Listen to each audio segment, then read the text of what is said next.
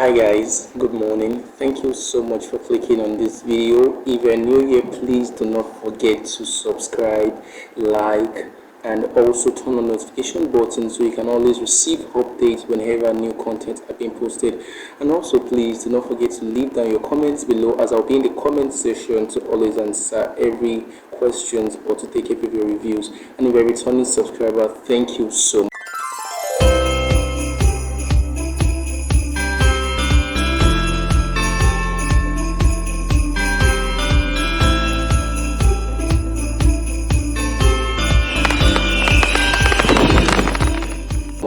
So on the channel today, or for today's vlog, I'll be talking about 5 top habits that gives you out, or that makes you feel, or that makes you less appreciated. So can you just imagine crossing an highway or crossing an expressway with your eyes blindfolded, like your eyes fully covered, and you're just walking on the way? You want to cross it. Can you imagine the kind of danger that is inherent in doing such a thing? That is the way you should actually view also having habits that gives you out, that makes you not being appreciated. And now I would go straight into the 5 top habits. And my number one thing, I've actually jotted them down here so I do not leave down any notable point. So my number one point here is know when to talk, how to talk, and whom to talk to. Yes, this is very important. A lot of persons actually don't know when to talk, how to talk, and whom to talk to. I will take it one after the other now. Now, knowing when to talk. There are some situations whereby you are not even supposed to speak. Silence, they say, is very golden. There are some persons that when people are talking, all they want is for such a person to finish and they attack from the other end. If you're such a person, it's not actually going to, it will not boil down, or it will not go well for such a person, because people will not see the good in you. So when people say things and you feel okay, you want to even counter the point, you're supposed to first of all analyze what the person has said, digest and filter out some things that are necessary, and if you feel it is necessary for you to correct, then do. But if it is not, you do not need to actually now start, okay, because I just want to show my my fluency of speech, so I would probably just need to talk. Now then the second thing is how to talk. Not like the second point, but the second thing in this first point is knowing how to talk. Now a lot of persons do not know how to talk. Now let's take for example, you want to correct a person. There are 3 steps to you correcting such a person or correcting people. The first thing, when you want to correct a person, the first thing you do is to first of all give appraisals to the person. Yes, you go by saying, I sincerely appreciate your effort for what you have done. I am very glad at what you have said. You have done well. See, human beings, we are all humans and we have feelings. So if you do not make them feel very good about themselves, they will probably not even take your correction. Now then, after you have done appraisals, the next thing you go into is then you go into your correction. Then after the correction, then the last thing you now do is you cover it up with the appraisals. See, if you correct the person, and even if the correction is very let's say it is very painful, the person will take this and the person will know, okay, yes, this person wants it good for me. But if you don't do that, then it will not actually go well. Now the third sub point is whom to talk to. There are some persons you're not supposed to talk to. For example, I would use impressions. The kind of impressions they create when you're around them, or when they're around you, should let you know. So if a person wants you to be around, you should know, okay, yes, this person wants me to be around, and if this person doesn't want me, so you just have to know how to maintain your lane. If you do not know how to maintain your lane, then you are probably giving yourself out, and people will not appreciate your potentials. Now let's go on to the number 2 point. The number 2 point I put down here is not treating others as good as they have treated you. Yes, just as number 1 point says, it says, I said, making others knowing how to talk, so you make others feel good. Now, not treating others to feel good the same way they make you feel good. This is very common among students. You hear students saying boss, a hello, chairman of the highest order, you sabi book, all these are very, very common among students. Now, if they are saying all these things to you, you should know that that is making you feel good. There are other times whereby you should reciprocate this kind of characters or this kind of habits. If someone is making you feel good all the time, also take out time to also make them feel good by also telling them, boss, you're very good at this. Just let them know that you also see a good in them.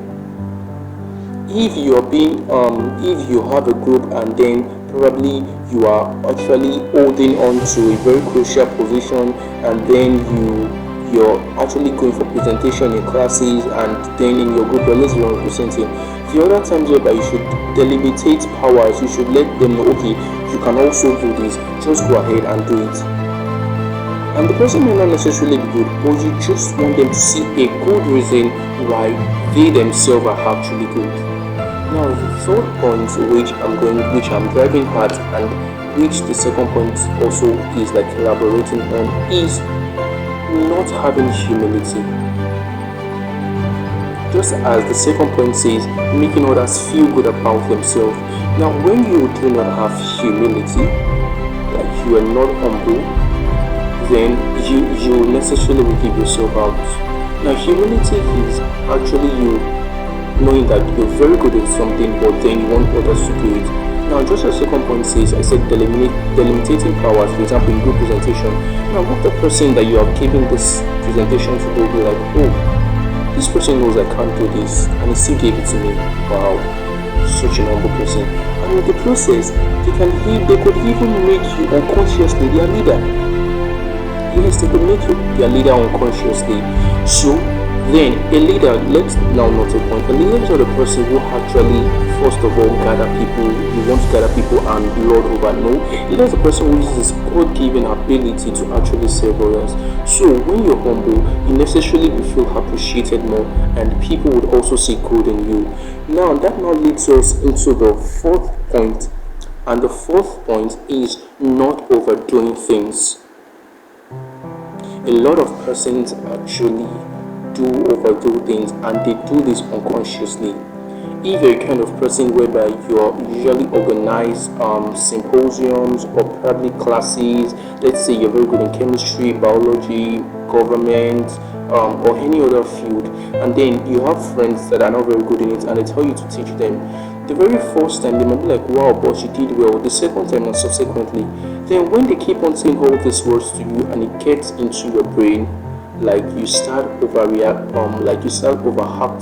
and when you know you are overdoing things, it is when you keep on stressing too much points. Now you have actually said this thing, you have actually told them this is what it means when something like this happens, and keep on saying it. For goodness sake, you're wasting their precious time, even if you're teaching them something and you're learning from it. But when it starts getting too much, they start becoming bored, and they start getting bored, and they're like, I cannot go for that class, Charlie. Just overdo things today. I beg. So these kind of things will necessarily give you out and will make you less appreciated. Now, the last point on my list is you should always take out time to make review of yourself, doing personal review of yourself, or not doing personal review of yourself. Now, what not doing personal review of yourself is like, it's just like you giving a 5-year-old child, putting such a child in a car and telling the child to ride on the expressway. Number one thing is, first, you are likely to lose the child, and two, you are likely to lose the car. So when you actually do not do a review of yourself, that is how it's going to you're going to lose a lot of things, a lot of opportunities. Now, doing a review of yourself is just encompassing everything, all the 5 points you have talked, know when to talk, how to talk, whom to talk to, treating others as good as you would yourself treated, not overdoing things, not being humble. So if you're doing a personal review of yourself, that is when you'll be able to know, okay, I think I actually talked too much. I think I actually I think I was not humble in this situation. I think I'm not making this person feel good. It is only the time when you actually do a personal review that you would be able to know that. But if you do not do personal review, you will not know that, and it's just like you're being blindfolded to the truth. Just as Aristotle said in Logic, he says criticizing yourself, criticizing others, and letting yourself be criticized by others. So you need to, when you're doing your personal review, is when you need to sit down and critically think about it. You're like, okay, this thing I've said, this thing I've done, is it the right way to do, and is it not the right way to do? So if you're doing all these things, it is actually going to like help you to gaining or help you to not being given out and to making others appreciate you. So we have actually come to the end of this video. If this video has been helpful to you, please do not forget to give it a thumbs up, and also if you have not subscribed, please subscribe, like again, sorry I said that, yeah, just do all the necessaries, and I will see you all in my next video. Thank you all, and bye for now.